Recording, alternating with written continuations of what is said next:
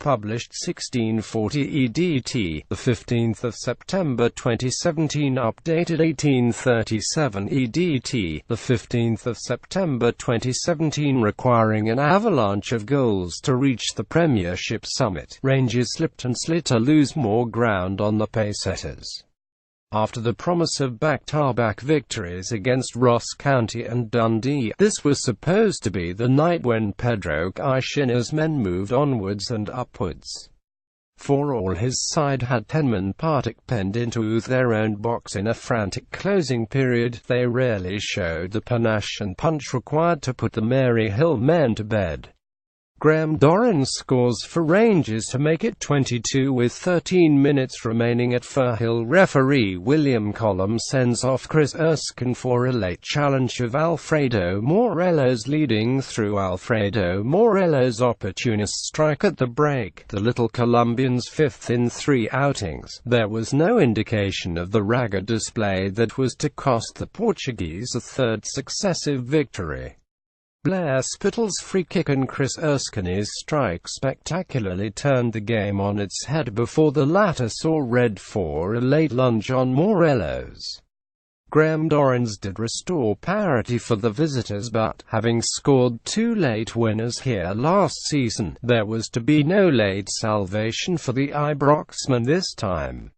Chris Erskine celebrates putting Partick Thistle 21 up against Rangers on Friday evening. Blair Spittal celebrates his goal for Partick Thistle after scoring from a free kick to equalise, but what a fine result and display this was from Alan Archibald's men.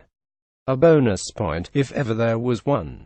Caixinha, predictably, largely stood by the same group which had scored 7 goals in 2 games to build up a fair head of steam.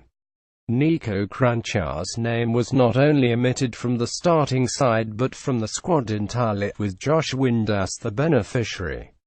The 21-year-old Spittal, who was on the books of Rangers as a youngster, celebrates his goal. Partick's wholesale changes reflected a need to arrest a typically underwhelming start to the campaign.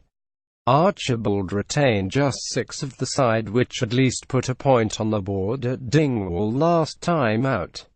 Ryan Scully, Niall Keown, Erskine, Miles Story and debutant Paul McGinn were each handed a chance to impress. For the side now domiciled in the Energy Check Stadium at Firhill, the hope was that a change of name might bring a change of luck. Partick Thistle's Spittal equalises for the Jags with an excellent free kick to make it 11. Caixinha was forced into an unscheduled change on 12 minutes. Skipper Lee Wallace didn't seem to be in too much discomfort as he nursed a knock on the touchline but signalled that his evening was over. It meant a debut for on-loan Cardiff full-back Declan John. One of the Welshman's first surges forward inadvertently brought the opening goal on 19 minutes. Dispossessed by McGinn 25 yards out, the ball was immediately retrieved by Windass. The winger did well to get his strike away, only for Keown to manfully block. Ryan Jack claimed the loose ball and sensibly opted for a switch of play. Rangers boss Pedro Caixinha salutes his team against Partick Thistle at Firhill Stadium. The 21-year-old Columbian Morelos celebrates after putting Rangers ahead against Partick. Alfredo Morelos, wearing number 20 shorts, opens the scoring for Rangers at Firhill on Friday. A different angle of the highly rated Morelos scoring to put his team 10 up in the 19th minute. Morelos, very much the man of the moment, had much work to do as he took the ball in his stride but arrowed it through a forest of legs and into the far corner of Scully's net. Composed and clinical, Thistle were certainly not short of fight. Edwards risked a booking in the closing minutes of the first half with a robust challenge which left Jack grounded and requiring treatment. Referee Willie Collum was content that there was nothing amiss. If Archibald had looked for more aggression at the start of the second half, then perhaps Keown had misunderstood. The defender fairly clattered into Kenny Miller in the opening seconds, giving Collum no option but to show the first yellow card of the night. Rangers skipper Lee Wallace goes down with an injury in the first half against Thistle. James Tavernier's enterprise down the right might well have brought the killer second. Daniel Candiers was the recipient of his smart cutback, yet miscued horribly to send the ball trickling wide. He would rue the profligacy immediately.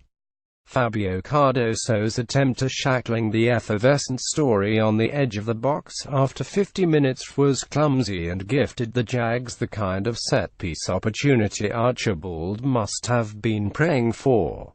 Spittal took charge of proceedings, his right foot shot taking a deflection off the poor defensive wall and past Wes Fodderingham for the equaliser. Rangers fans sing in support of the football team at Partick. Thistle's Firhill Stadium. Eduardo Herrera was sent on to replace Miller, but the traffic had briefly changed direction. On the hour mark, a Thistle side which had twice conspired to surrender leads to Rangers here last season turned the tables. Edwards' pass out wide to Spittal caught Rangers, who assumed an offside flag would follow.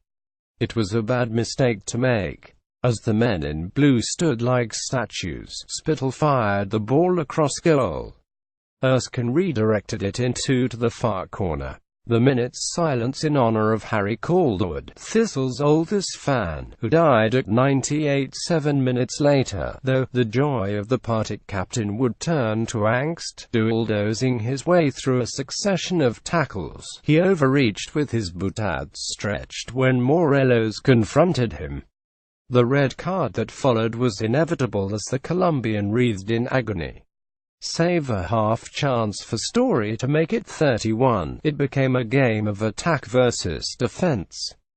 Doubtless sensing the growing unrest among the travelling fans, Dorrans stepped forward to provide leadership and inspiration just when his side needed it most. Partick's tiring limbs prevented them closing the midfielder down as he shaped to shoot 22 yards out with 13 minutes left. What a sizzler of strike he produced. Scully could only watch it flash into the top right corner of his net. Rangers had the time to snatch a winner, but alas not the louse. Thistle may never know how they hung on to a fine point, but somehow they managed it.